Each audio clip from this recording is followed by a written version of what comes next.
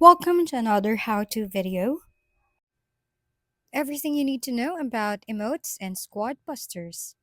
Hello everyone, today our topic is all about everything you need to know about emotes and squad busters.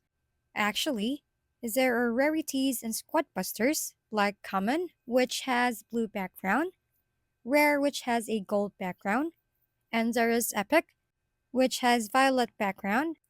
Emotes can be claimed through Squad Journey tab, and which you need to progress by playing the game.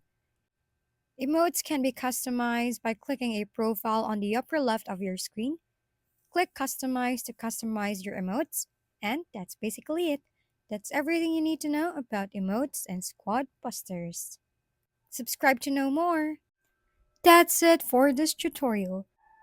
For more how-to videos, please don't forget to subscribe and hit the like button if this video has helped you. And don't forget to share your comments or suggestions in the comment box below. Thanks for tuning in and we'll see you next time.